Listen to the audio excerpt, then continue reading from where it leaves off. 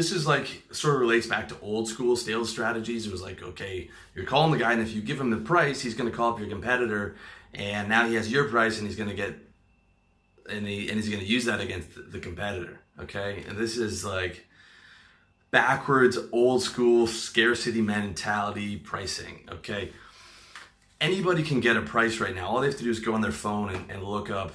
You know, they're going to see millions of different prices, whether it's for your services or for your products. And even then, I don't think it's relevant. I want to, when I'm going to a guy, I want to know his price right away. That's like one of the first things I want to know. One thing I hate is guys, they've got a website and they've got, you know, what looks like a decent service, and then there's the sales page, and then it's, hey, send me an email and fill out this form, and I'll see if you're a fit for my coaching services, and if you are, we can get together on a strategy call. It's like, okay, basically, he's using the false qualifier, and then we're gonna get on a quote unquote strategy call where he's gonna sell me, and then that's where he's actually gonna give me the price, and then he's gonna go through all the objection management and all that. I can't stand that stuff. Okay, it's like the guy should know exactly what the price is, right? The guy should know what the price is, and then if he's interested, then you can reach out, or he can just buy right there. All right. Same thing if you're calling someone, and how are you going to close a guy if he doesn't know what the price is, right? If you're like short to even midterm sales, give the guy the price, or give him different prices for different packages. When I worked in sales, I would get the price out of the way almost always on the first call. Like if the guy was somewhat interested, I'd be like, I can do this, I can do this, I can do that. All right. Because you think that you're getting somewhere when you don't tell him the price. You're like, I'm going to warm him up. Okay, then 2, 3, 4 calls in or whatever. And then here's the price. I was like, oh, he's like, that's a, you know, and the price is out of his budget. It's like, you've wasted a ton of time. Also, it's annoying to the guy whose interest you're trying to get. Like, I want to know the price right away. And at the end of the day, if the guy's going to buy from you, if the guy's interested, he's going to buy from you. Okay, and if the price is within his range, he's going to buy from you. Don't think that telling him the price is going to put him off. And if you've got one of those sales pages, put your price on the sales page, dude. Okay, I'm going to have my coaching page rolled out maybe a couple weeks or a month, and right there it's going to say, here's the options. You know, X amount for an hour, another for a month, another for 3 months, another for 6 months. That way I know, like, if the guy's like I would never just set the guy up and then have him on a strategy call and try and hard sell him onto it. Like, I could have 100 guys getting on that strategy call, and they think that I'm going to be charging $30 an hour, right? It's completely waste my time, completely waste their time. I want guys to know that it's going to be expensive up front, and so that just weeds out the 99% of guys that aren't going to have the money or you know, the interest or whatever to pay for it. Okay, which goes back to the second point, which is charging enough, right? I'm just aiming for that top 1% to even top 0.01% of my market. Maybe like 5 clients a year, maybe 10 clients a year. That's all I want. That's all I want. That's all I'm going to have time for, because I have so much stuff I want to do with the brand. And that's the mentality of it, right? So get that price up there so the guy knows what it's about. All right. Number 4. Not asking for the sale. Okay? Can't close if you don't ask for the sale. Period. You cannot close a deal if you do not ask for the deal. Very simple. A lot of guys are ashamed to ask for the deal. It is business. Sales is business. You have to sell. Okay?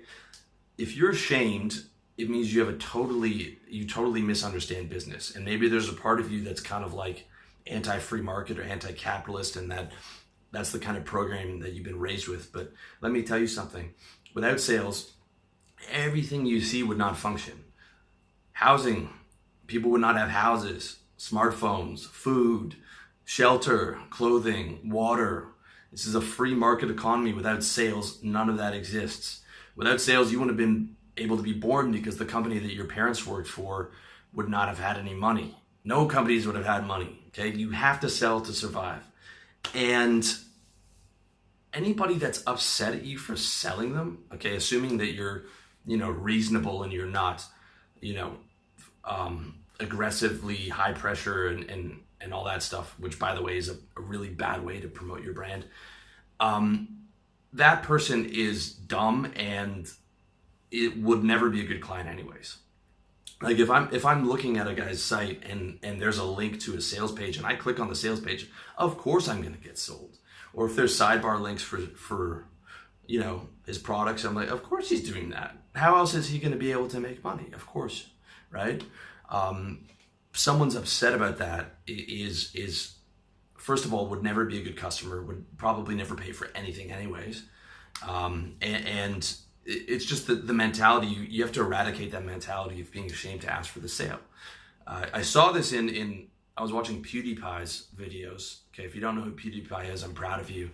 But he's basically the biggest YouTuber, and he's getting demonetized all over the place. So he's, you know, mentioning that he's got this computer that's been built for him by a company, and this chair. It's like a $400 gaming chair, and he mentions it occasionally, and like he's just getting attacked from everywhere for mentioning this chair. It's like too expensive, you sold out. Because he's got so many fans, and so many of them are young kids, and they're just brain dead. They're like, well, you sold out. Well, he got demonetized. He's been doing videos for like 7 years for free, entertaining you guys. He's not able to make revenue for that. And he's occasionally telling you, I like this product, I use this product, I think it would be good, right? And he's sort of feeling ashamed of it, and he's trying to defend himself, right? Because I can tell he's kind of the guy, he's never had a job, he's never worked in sales, he's ashamed to sell. If it were me, I would be like, anyone that has a problem with that, please unsubscribe to my channel, because I don't even want you watching my stuff, right? Compare that to my man Grant Cardone, who's selling every 2 minutes within his content, and he's got actual ads built into the video of people that have sponsored his stuff. He's got his books everywhere, and I know that going in, I know when I'm watching a Grant Cardone video, I'm going to get sold, and he's not ashamed about it, and I'm not, and I don't hate on him at all for it. As a viewer, I'm like, I think he's smart. Okay, that's his brand. He's the sales trainer, so of course he's selling you. And in return, I get free content, right? So it's a good deal for me. I'm happy to watch that. I'm like, okay, I have to watch him sell a little bit. I don't care. And that, anyways, the way that he sells is he's enjoyable. He's just a charming guy who's not ashamed to sell. Okay. Now I'm somewhere in between. I've already dropped a few of my products. I've already hinted about what I do on sales pages, but I don't go too hard because it's just not my brand. But I'm not ashamed to sell. I'm also not super in your face about it. I'm just like, this is where it is. You know, if you want to check it out, go to revolutionarydesign.com/products and check out my stuff. See there, I did it again. But it's never going to be over the top. It's just finding your place, but don't be ashamed to sell, and don't be afraid to ask for the sale, especially if you're in outbound sales, or you're doing coaching and you got to be on the phone getting people, or emailing, or you've got a Facebook ad that's getting people to call you. You've got to ask for the sale. It doesn't have to be on the first call, okay, but it doesn't hurt to have it on the first call. It depends on how long your sales cycle is, okay? If your sales cycle is like relatively short, the first call. If it's mid-size, maybe the first call, or at least some kind of push towards the next, or pushing towards the close, whether it's getting a meeting or getting another call set up, or something along those lines. You have to know for your industry, but asking for that sale is super important. Okay. Once you've got the sale, number 5, this is when you've got the sale. Number 5 is not upselling or cross-selling. Okay, you've got the client, you've got them in. Ask them for different stuff. I moved over to a new sales platform specifically because the ones that I were on didn't have the features that I wanted. So I moved over to SendOwl, which has upselling, it has cross-selling, it has one-click upsell before the guy buys the product and after. It has abandoned cart emails. So if like you had it in your cart and then you walked away, like a week later, I'll be like, hey man, I saw you were checking this out. Sorry, this is an automated email. Just want to let you know, if you come back, there's this package deal you can get between these two things if you're interested. And that increased my revenue by like 20, and it took me all of like 20 minutes to set up. Okay, for your business, if you have different packages or you have different products you can add, definitely, after you close the guy or whatever, and you're talking to him again, say, hey, I got this other thing for you too, or cross-selling or whatever, however it's going to go down.